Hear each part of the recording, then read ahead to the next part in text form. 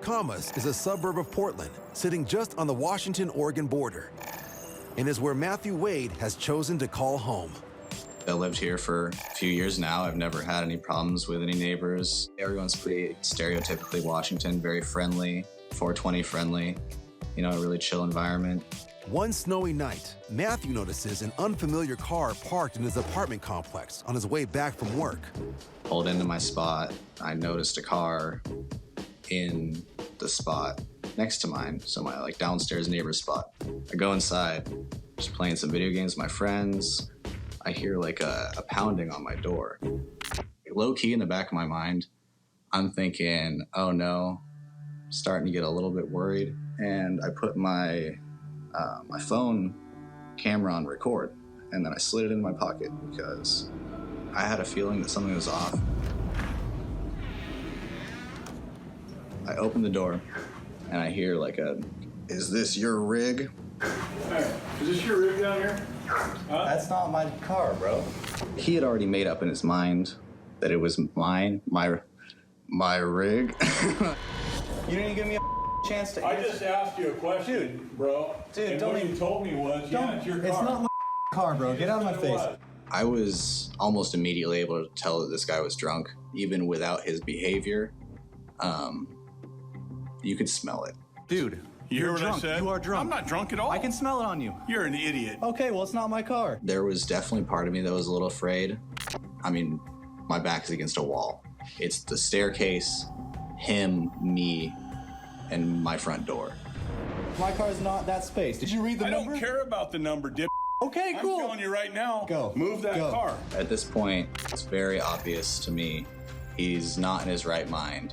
This guy is really, threatening me on an icy concrete staircase. Dude, I just live here, bro. Ask you a question. What? Do you honestly think that you're gonna tell me something? No, bro. Okay, I ain't your bro. Despite Matthew's attempts to reason with his neighbor, the man continues to act aggressively towards him. Move the car. Better be real careful, young man. What, are you gonna shoot I'll me? break you in half. I bet you will. I will. In my mind, I have realistically two options. Spartan kick him down the stairs and ruin Christmas, You live down below? You hear me? You down below, huh? or let him, invade my space again. Kid, I ain't your bro. Dude, go move my car. Your scunny ass back in there. But Matthew decides a third option is better. Disengage his neighbor and engage social media. Being a musician, how funny would it be if I wrote a diss track?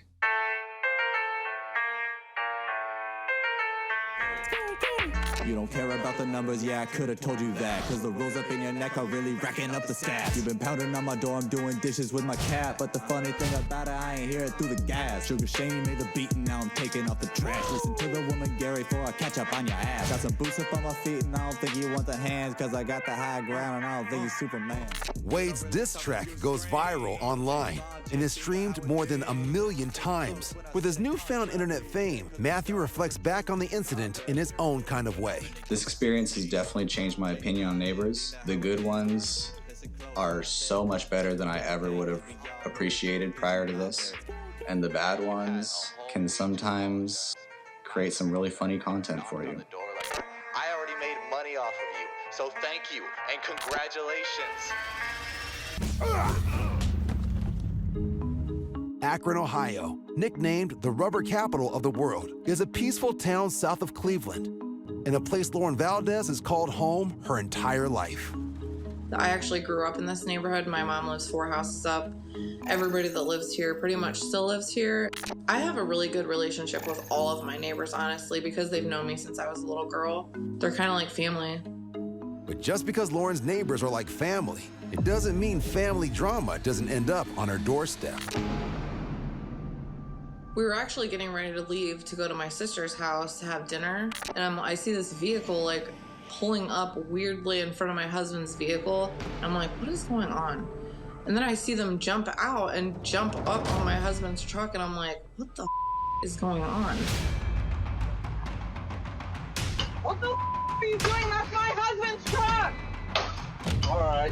What the are you doing to my husband's truck?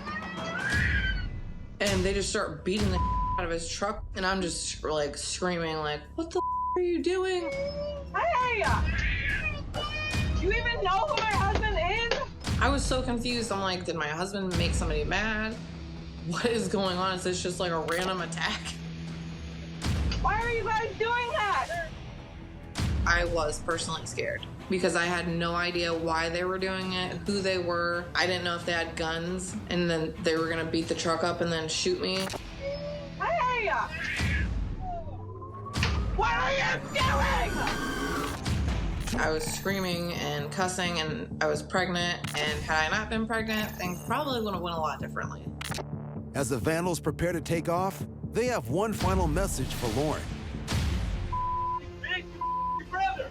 What? Who's my brother? They were like, you bitch, you, your brother. And I'm like, who's my brother? And they were like, Terrence. Terrence was my neighbor. Terrence, you little bastard. What did you do? The attackers speed off, and Lauren demands immediate answers from her neighbor. Terrence! Get your bitch ass outside! It turns out Lauren's neighbor Terrence owes the men $50, and they meant to send him a message by taking hammers to his pickup. When somebody $50, that's just ridiculous. And to come smash windows out of a vehicle, clearly they had no clue what vehicle they were looking for. They just hit the first red car they seen. My first conversation with my neighbor after this happened basically was, you're gonna pay for it. And he agreed. As of this time, the vandals have yet to be arrested for destroying the Valdez family's truck, and Lauren is left only to reflect on some words from her mother. My mom always told me, don't get too close to your neighbors because you have to live next to them. Be careful and really pay attention. I'm glad I have security cameras. Guess what? It's on camera. You never know your neighbor's business, ever. We're in Chicago, Illinois, following a big dump of snow. A home security camera records a dog on the sidewalk. It runs into a front yard, then moments later, its owner appears. She spots something of interest at the front door. It's her neighbor's snow shovel. And without asking, she decides to take it. Moments later, another camera shows the woman using the shovel to clear snow around her car. When she's done, she goes back home, taking her neighbor's shovel with her. Meanwhile, the neighbor's been watching the whole thing. He decides to teach her a lesson in neighborhood manners.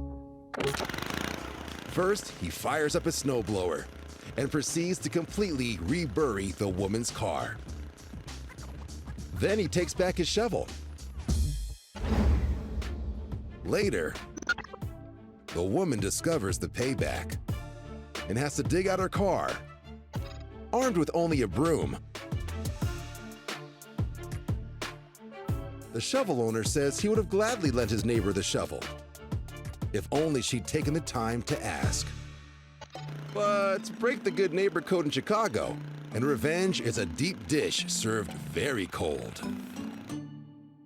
Ooh, I am pissed.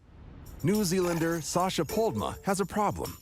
After returning home from work the last few days, she finds dog poop in her driveway, and it's not from her dogs. So for like the last 3 days, I've been coming home from work and there's like dog all over my driveway. My dogs are in their kennel during the day when I'm at work or on the other side of the house. Like they don't roam. They're not roaming dogs. To solve the mystery, Sasha sets up a camera to catch the culprit in action. So I set my iPad up to take a video of what's been happening during the day. And it soon becomes apparent that bad neighbors come in all shapes, sizes, and ages. Ooh, I am pissed. The audacity of this old bitch.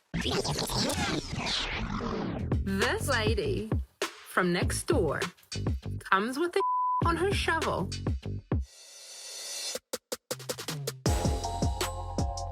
And she is throwing it on my driveway. What's even more aggravating for Sasha is that she takes pride in being a responsible dog owner herself. Oh, look, my dog's taking it. I'm about to pick it up. I don't even walk past her house. I go the other way, and I use freaking doggy bags, man. There are other dogs in this neighborhood, lady. I have a plan. Instead of confronting her elderly neighbor, Sasha takes the high road and writes the woman a well-thought-out letter. She informs her neighbor that she's been caught on camera and that the police will soon be notified. Sasha's also sending along a little gift with a letter to return the favor. It's like the middle of the night, and I've clipped this note to like 4 bags of that I picked up from her, and I'm going out into the dark and put them in her mailbox. I'm so scared. Yeah, you can't see anything, but I just put it in her mailbox. I can't believe I did that. That is not me. But I am so offended. With the parcel now delivered, the following morning, Sasha's revenge plan begins to unfold. I'm gonna see if she's got the dog food out of her mailbox yet. Okay, it's not in there. Oh my God, I'm gonna go check my camera. Here she is. So she goes to the mailbox and she picks everything up. She's like, what the hell? Sasha's scheme has worked. But just as she begins to fill out trespassing complaint forms given to her by the police, there's one last surprise in this neighborhood war. I'm gonna fill it out. And someone's here. Holy crap, she's at my door. Oh, hello. Can you spare a moment? Yeah, sure. I am so sorry that I mean, I felt quite sick and horrible after I did. Yeah. So, Well, you can imagine how I felt coming home. I was like, who's doing this to me? I haven't done anything. In an unexpected twist, the neighbor gives Sasha the best of gifts, an apology. Turns out, the woman mistakenly thought Sasha's dogs were the ones relieving themselves on her property. really do apologize. Oh, well, thank you very much. I honestly really appreciate that. Maybe Sasha's onto something, and the pen is truly mightier than the sword when it comes to settling neighborhood squabbles. Unfortunately, living close to other people also means dealing with other people's problems. We pull into our complex and a car comes almost crashing into us.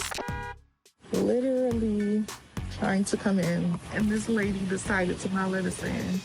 Opening onto a main road, this is an especially narrow gate, only letting one car out or in at a time. I'm like, back up so we can pull to the side so you can get through. She wanted me to back up, but it's a really busy street when she can just back up in the complex. She came almost crashing into my car, and then I'm waiting for her to back up so that I can come in. She will not back up.